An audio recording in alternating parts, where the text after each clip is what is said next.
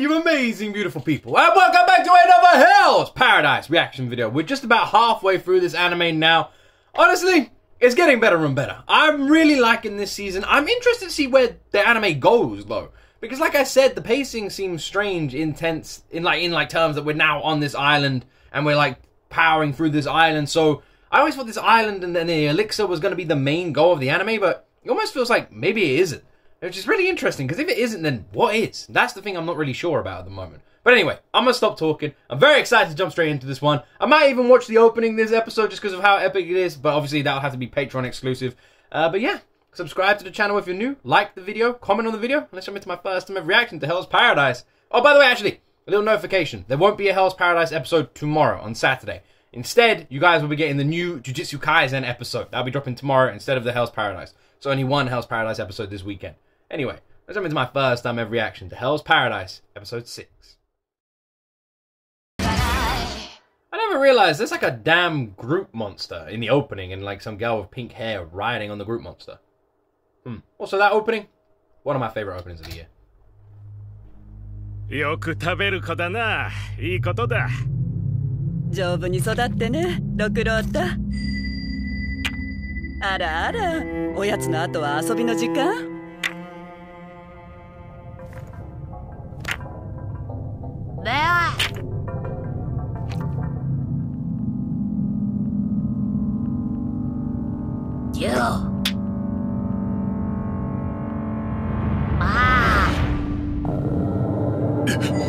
離れろ、サギー。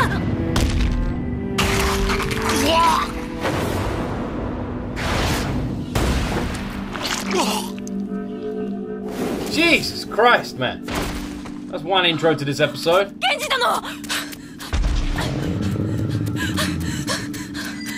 すぐ手当てを。逃げろ、サギリ。拙者、もう早く逃げ。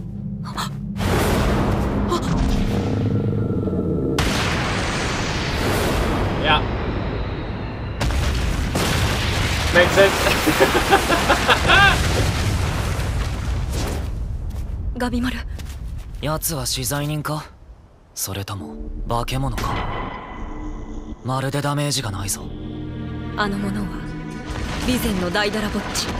So this dude is like mega fucked. Like that, like he killed his parents. I don't understand his origin story. They sort of glanced over it a little bit. They're like, ah, okay, he grew up and then everyone died. It's like, okay, cool. Imagine if that's like, ah, that's the great giant of Bison.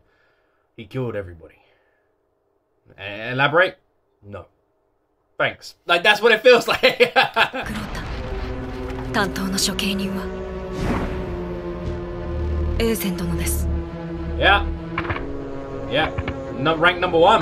Ezen. まるで獲物を見定めた捕食者の目だ。It's interesting as well because how like it just shows how strong this dude is supposed to be, considering the number 1 shogun, like Mr. Big Dick himself, was supposed to be looking after him and just died like that. Not even close. 複数人で逃げ切るのは難しいだろう。なら仕方ない。殺すか。Then I have no choice. とはどうする？今の蹴りが効かないとなると、頑丈さは岩隠れ衆と比肩する。忍びの鉄則。I'm really looking forward to meeting this like clan of like badasses. He's like, oh, if that kick didn't kill him, then he's as tough as those, like the Waka or whatever they're called. And we know they're on their way. I cannot wait to meet them. It's just going to be like a boat full of ultimate badasses just showing up. And the idea of a boat full of people just as strong as this giant. Think about that. 力もどれほどか見てから。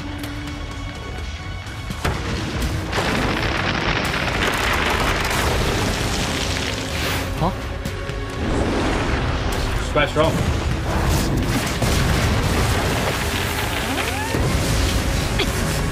Yeah, quite strong. 離れろ、死ぬぞ。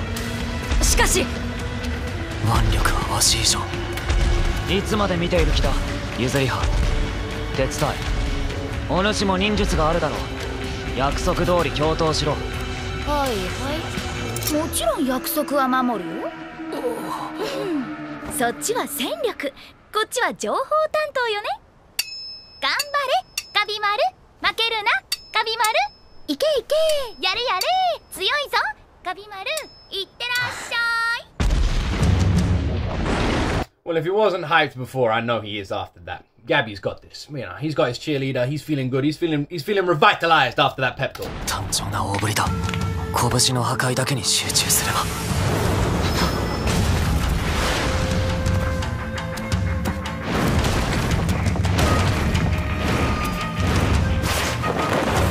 減速も反応も早い。何より直感でわかる。あの手は防御不可。触れれば即死だ。ならば忍法怒りつぶて。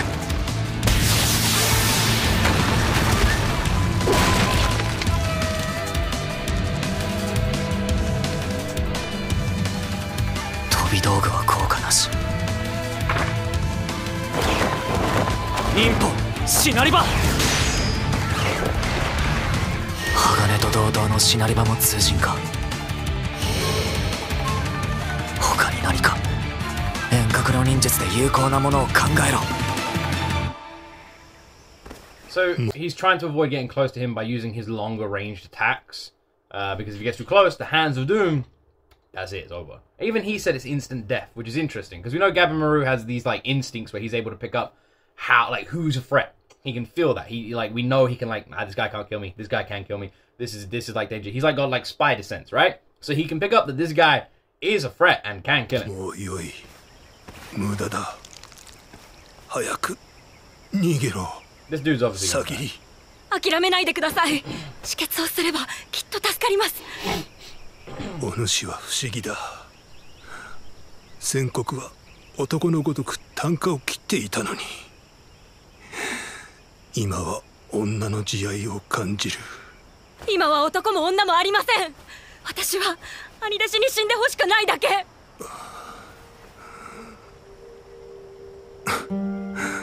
それがお主の生き方か。男だ女だ、強さだ弱さだと二つに分けず、相反するものもそのまま自分と受け入れる。まさに中道。それがお主の信念。やっと分かった。刀は武士の魂。お主に託す。六郎太はおそらく永前殿を殺している。お主が侍ならばもう逃げろとは言わん。六郎太を切れ。山田朝右衛門さぎり。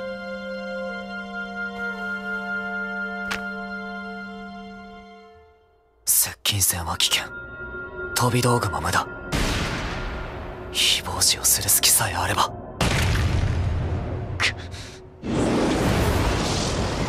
せめて二人がかりなら死角が生まれるが。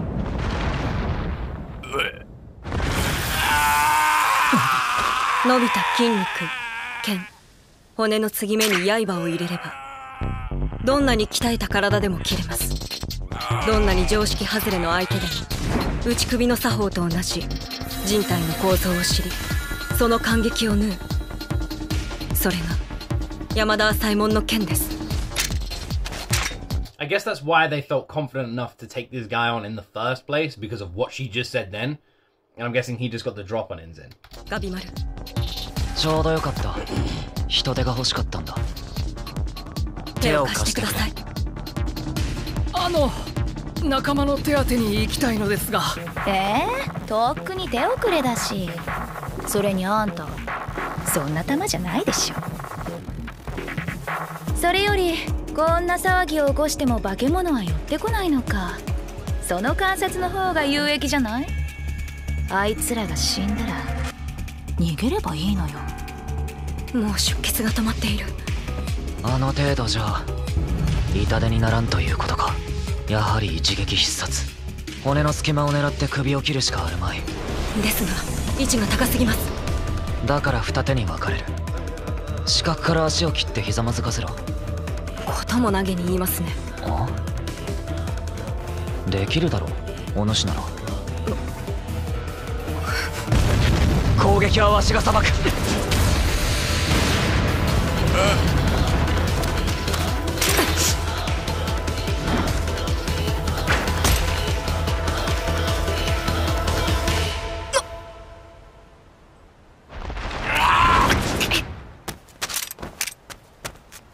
大丈夫か？ええ。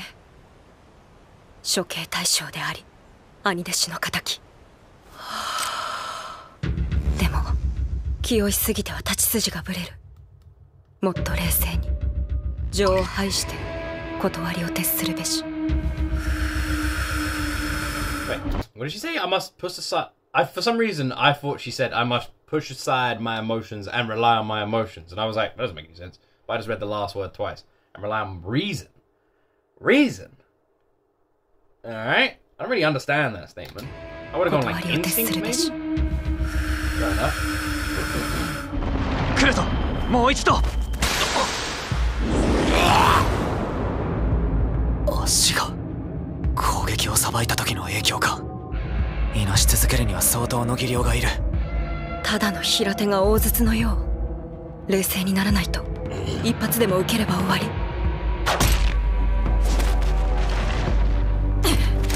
やはり暴れたまま骨を断つのは難しそうですね。動きで骨の隙間が詰まり刃が入らない。通常の打ち首はうなだれさせた首を切ります。一撃で仕留めるにはうずくまった首だが手足に刃が通らない以上ひざまずかせることすら困難か。なかなかの難題だな。腹の音。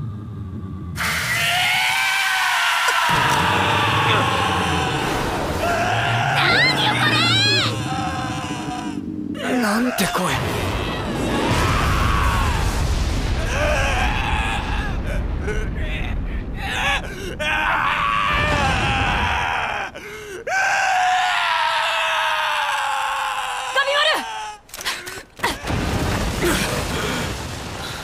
規格外の怪力にかなり警戒したが、これならば持ちこたえられる。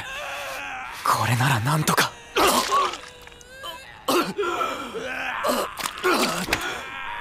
いけない。まずい。すぐ立て直さねば。致命傷ではない。早く立て。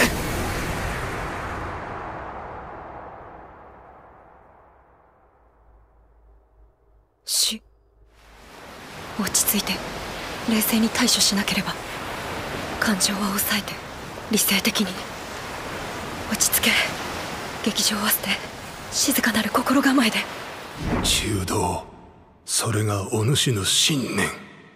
二つに分けず相反するものもそのまま受け入れる。情も断りも。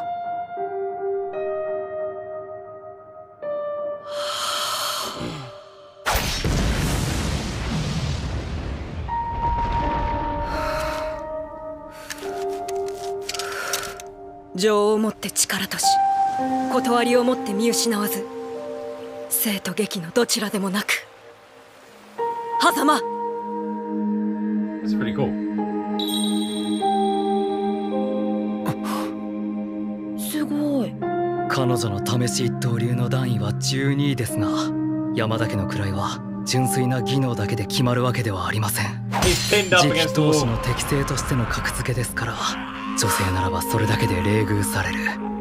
純粋な技能だけで言えば彼女は。さぎりは戦場の強者としては未熟だが、自らの職務目的と心が一致し迷いが消えた時、その剣技は一流以上だ。島の化け物にはひるんでも朝右衛門として罪人の前に立てばひるまずか。つくづく頭の固いやつだ。 It's interesting because that's what we saw with Gabamaru, right? And everyone's been saying she's stronger than she realizes. And everyone's been saying that since we saw. So she is, like, technically, in terms of skill, number one. Despite the fact that she's been ranked pretty much last because she's a woman. Which is really interesting when you actually think about that. That someone can be ranked last, even though they are the best. but she has no ability to lead the clan, and that's how their ranking system works. But it would confuse people like it confuses us, right? But damn it, she's actually, like, awesome. She is actually awesome. She's, like, ranked 1 in terms of skill. If she can align everything calm down, she's amazing. Hence, why she would be the one who is looking after Gabi Maru. Because he's the strongest out of all the people, you would presume. Well, this guy is pretty tough as well, but then again, the other guy, Aizen, however you pronounce his name, he was also, like, what, on par with her in terms of skill, or just below her, so it makes sense that he would be given the giant. So both of them were assigned correctly, or if they self-assigned it, I don't know if they picked the people they're assigned to or whatever, but either way, it definitely seems like the strongest Shogun were given the strongest people. At least that's what we're seeing now. やはりわしの見極めは確かだった。初めて会った時に感じた。こいつ、強い。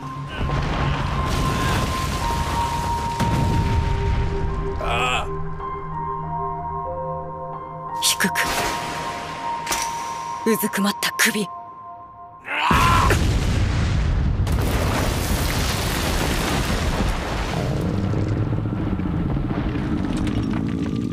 He's a giant man baby. 一筋縄じゃいかんな。どうにか首をもたげた姿勢を保てないものか。考えがあるんだが。血と過激かも。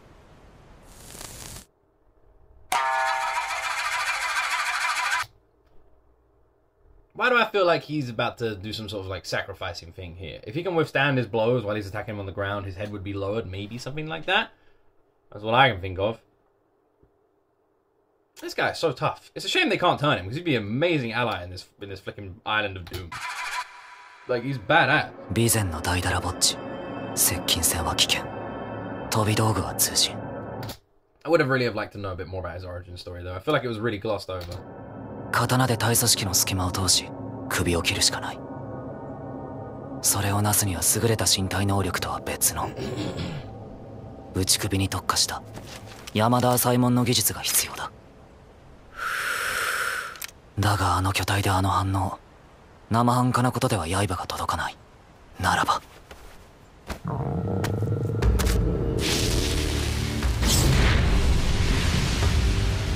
やばっ、逃げるわよ、センター。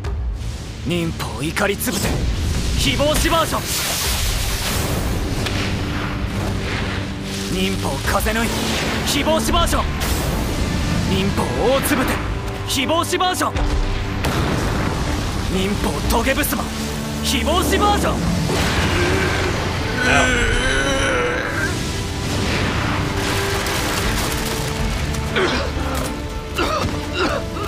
それ以上は無茶です。それにもう十分でしょう。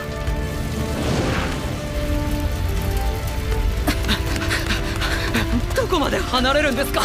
どこまでもよ、メガネだぬき。あいつらの狙いは六郎太じゃない。周辺一帯を燃やすつもり。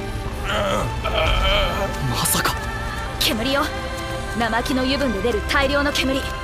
枝や葉を燃やせばあっという間に立ち込める。煙の性質上上部を中心にね。大抜きして暴れれば息も荒れて煙を大量に吸い込む。家系と同じ。害をなすのは火や熱よりも吸えば失神する円柱の毒。毒すなわち一酸化炭素。血中のヘモグロビンと結合し全身を急速な酸欠状態に陥らせる、いわゆる一酸化炭素中毒である。わしもあれはきつかったが、しゃがんでおれば煙は吸わん。安全だ。私は焼け死にます。This is pretty, this doesn't sound right. I'm fairly confident if you set fire to a forest and you're standing in the middle of a forest, that you would indeed be inhaling the smoke, regardless of where you're fucking standing. You probably would inhale more if you're closer to the top line of the trees, right? That is true. But you'd still be inhaling enough to kill you at the bottom. It's not like it'd be drastically lower. There'd still be a lot. Like, they'd still be breathing in a lot. They could still... it doesn't have like a protective layer. Obviously, heat rises, smoke rises. Hence why if you burn something in your kitchen, you always see the smoke around the top of the ceiling. But it does come down. That's what I'm just saying. This is a bit of a stretch. こちらの限界が先か、あるいは首が降りてくるのが先か。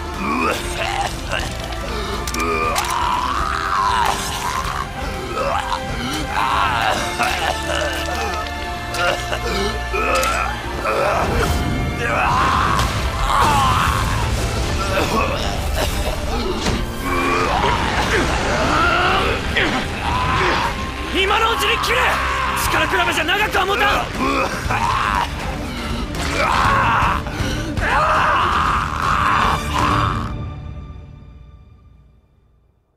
静かに激しく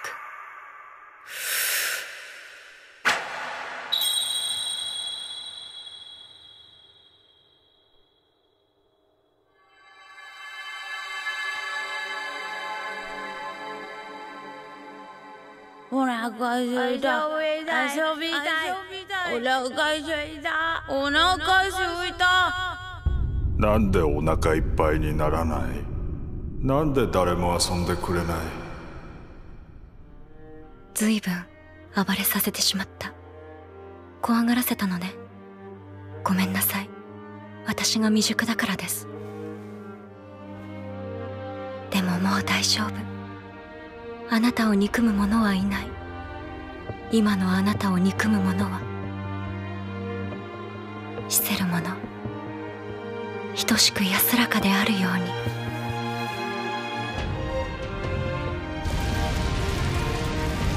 火の手が強まってきたな。I said this. I said he does feel like a giant man baby. And if you think about it, he didn't know his own strength. So is it possible he killed his friends and family by accident? But he didn't seem to be showing any remorse when he did. Is his idea of playing fighting and he's just a big lummox? It feels like a lot of sorrow around this character in a strange way. Like, even when he was fighting, he was crying. It's kind of hard to not feel bad for him, which is so weird. 化け物が寄ってくるかもしれん。そろそろ離れるぞ。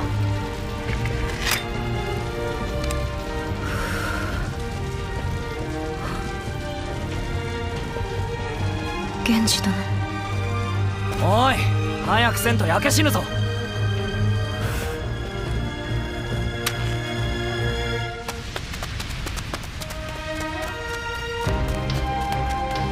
罪人は愚か。仲間の弔いもできない島。心を強く強くあらねば。強く。強さだ弱さだ、二つに分けずに受け入れる。それがお主の信念。It's not a bad way of living. So many people think like crying or feeling your emotions is wrong, and especially in the male world. But no. I always say this, and it just shows that she's right. Everything you feel, you're supposed to feel. You're human. If you feel sad, if you feel angry, if you feel happy, you're supposed to feel those emotions. You feel them because you're supposed to feel them. That's how the body works. So, if you ever feel sad, cry. If you feel happy, laugh. Feel those emotions. Don't suppress them, because being human means feeling them.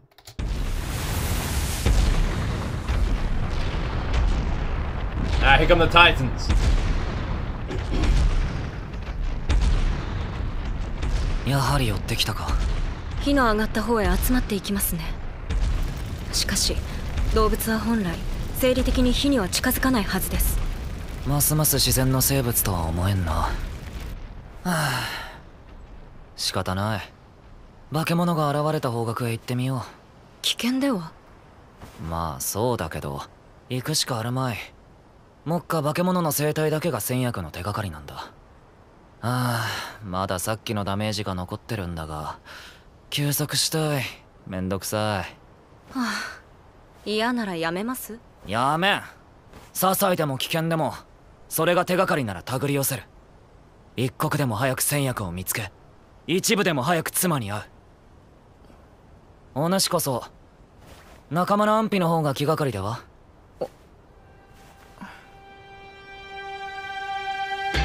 いえ、皆死を覚悟してこの役目に当たっている。過度な心配はむしろ無礼でしょう。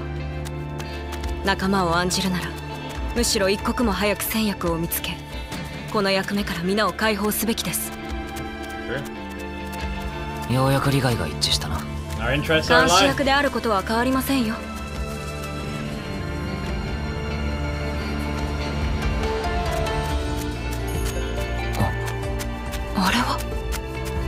狐とタヌキ。 I will say it's interesting how quickly people could just die in this show. It really does feel like no one's safe, and I feel like that's where this show finds its beauty spot. The fact that no one's safe, obviously other than the two main characters. But even the Shogun doesn't feel that safe. You feel like she could die. Anyone that feels 100% safe at the moment with plot protection is Gabby. Everyone else feels like they could die, but that is a cool thing, because you can slowly get attached to characters that you know at any moment. Game over. こんなとこまで逃げていたか。 The raccoon dog. おい、お主ら、共闘の約束は。これは村ですか。以外には見えないね。もしここが本物の神仙境ならば、この村に1000人が住んでいるのでしょうか。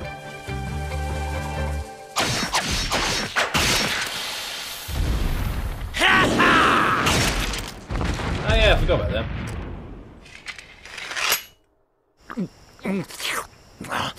まずい。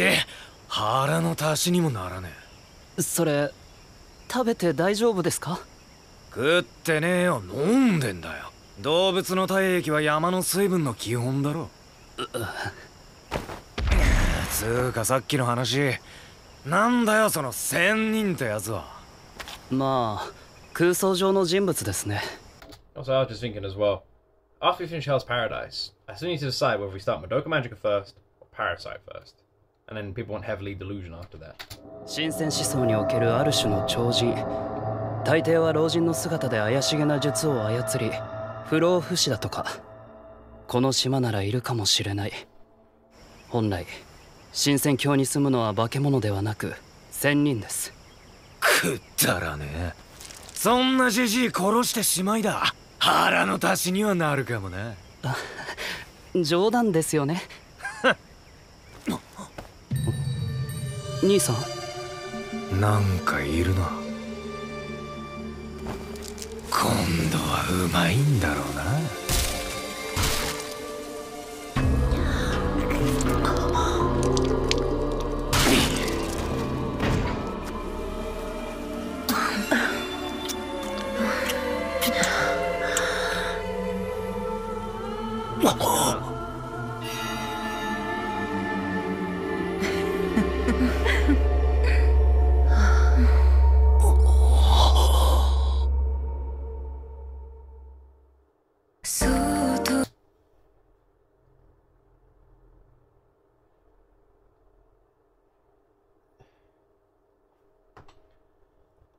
Eh? Was that two super hot women, butt-ass naked, giant gazongas making out on top of... Okay. Yeah. I think it was. Okay. Interesting. Is the manga like a little bit sus? Because there's a lot of that in this, I'm noticing. And people say the manga's even worse. Interesting. Are mangas usually worse then? Is that usually how it works? Is there an anime adaptation that's worse? Like, and by worse, I mean cheekier than the manga. Okay. Someone did raise a good point. I know people have issues with this considering the strength. They're like, how can all these people be captured if they're also unbelievably strong? And I guess that makes sense, but you could literally look at any kind of situation as well. Maybe a lot of them wanted to be captured to get this elixir. I mean, if you were a criminal on the run and someone said, oh, we need you to go get this elixir of immortality for us, you're coming with us. You might be like, let's go. Considering how many of them literally broke their binds the second they're on the island, couldn't it be presumptuous to presume that they wanted to get on the island and they knew once they were on the island they could just go off on their own? We're seeing that happen with quite a lot of them. So who knows? Interesting. So now they found this village in the middle of the thing. They think these old hermit dudes have some sort of special powers that they're making people like hallucinate and see things maybe? And one of these hermit dudes maybe is in this village? But they said that more than one hermit dude is supposed to live on this island, not monsters. So is it who are they? Like this bunch of Gandalf the Greys just chilling on this island. And now we've also been introduced to these two other new characters, super hot babes on top of a head. So, unless they're hermit dudes in disguise. Maybe that's two granddads making out up there. It could be. It could be. We'll have to find out next episode. It could be. Maybe. I know you're hoping it is, but you know, calm down. Calm down. I guess we'll see. The village is going to be interesting because it looked quite run down. The fact that there's a village surely indicates that there was some sort of life at some point on this. If it's a run down old village, then surely there was civilization at some point, right? They built a village.